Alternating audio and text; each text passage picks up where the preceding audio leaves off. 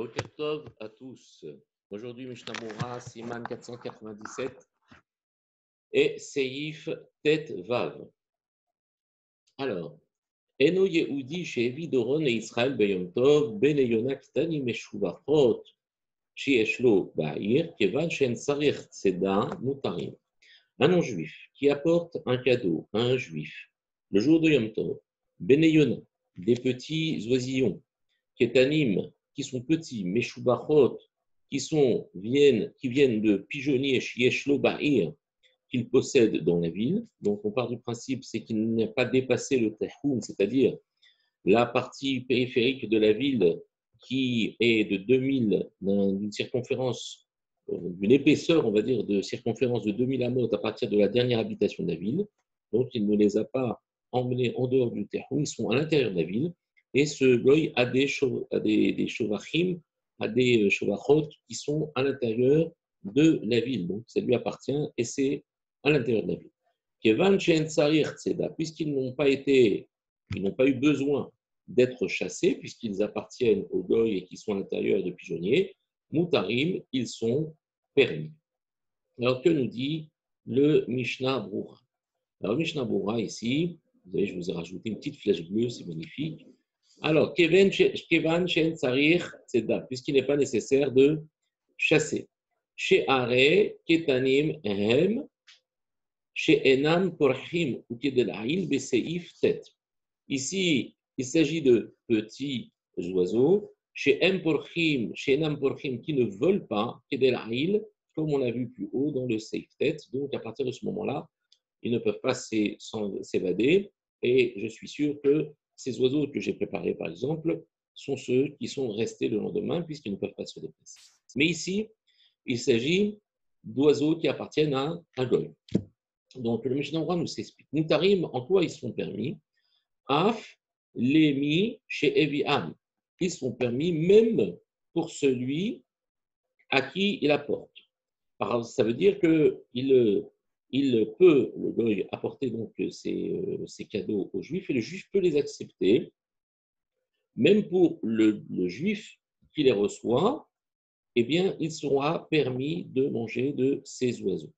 D'échelle Israël, parce que si ça avait été ou ça avait appartenu à un juif, ça veut dire que ce n'était pas un goy qui apportait des oiseaux ions, mais c'était uniquement un juif.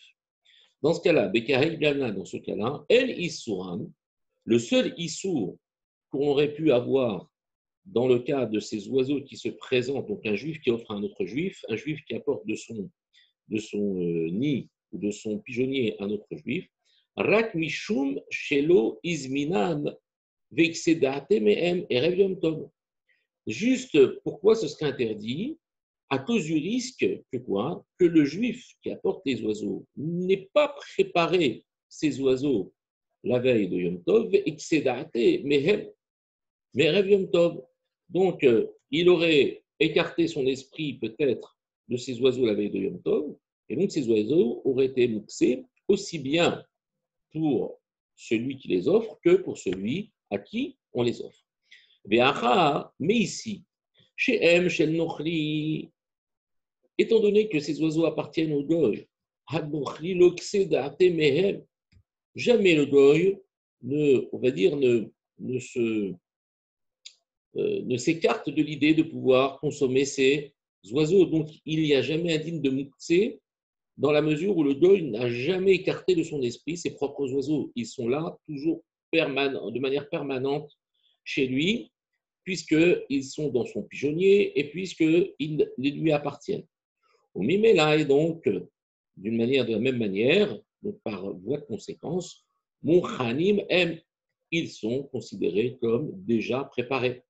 La colle pour tout le monde, d'accord? C'est-à-dire que même pour le juif qui, lui, n'avait pas imaginé qu'on puisse lui offrir un cadeau, mais étant donné que ces oiseaux sont dans la tête de celui qui les offre, c'est comme s'ils étaient préparés.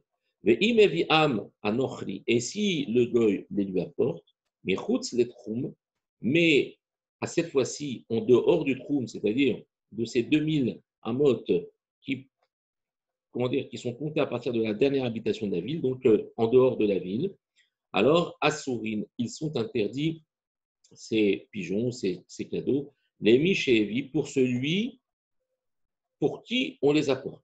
Ça veut dire, si le gars il va voir Shimon, eh bien, il lui apporte ses oiseaux à Shimon, eh bien, Shimon ne peut pas consommer ces oiseaux.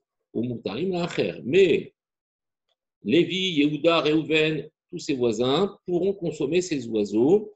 C'est uniquement pour celui à qui on a l'intention d'offrir les cadeaux que ceci reste interdit s'ils ont été apportés de plus loin que le troum de la ville.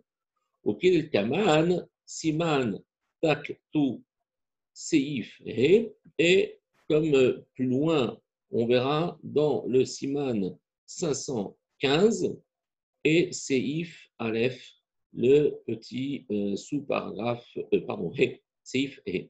Donc on verra là-bas ce Inyan de permis ou d'interdit pour la personne à qui on les apporte de Chutz Latroum et de permettre aux autres de pouvoir éventuellement en profiter. Voilà, je vous souhaite une très bonne journée. Hatzlacha Rabba.